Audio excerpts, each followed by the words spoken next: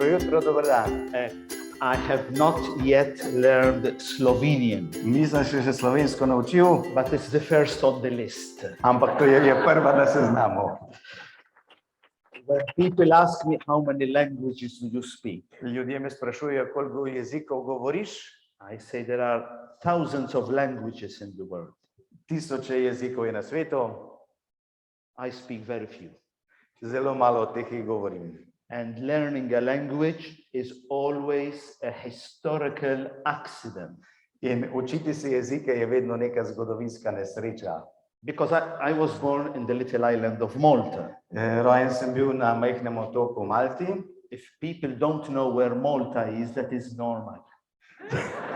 Če ljudje ne vedo, kje je Malta, to je nekaj normalnega, običajnega. When I was traveling around the globe, and we were two Salesians, Ko sem potoval po svetu, I visited around 80 countries. okrog 80 dežel sem obiskal, I used to say to the other one, don't stay behind me. in sem navadno rekel tistemu, ki je bil zraven mene, ne bodi za mano. Why? Because when they see the passport Malta,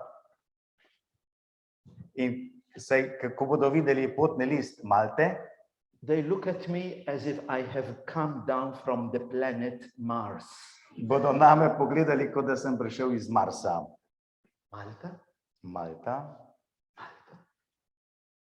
So where is Malta? Kje je Malta?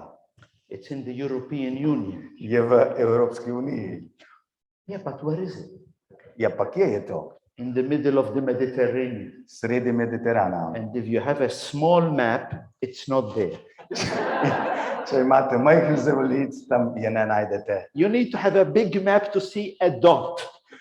Morate imeti velik zemljevid, da vidite to pikico. So at school we learned 2 or 3 languages that time.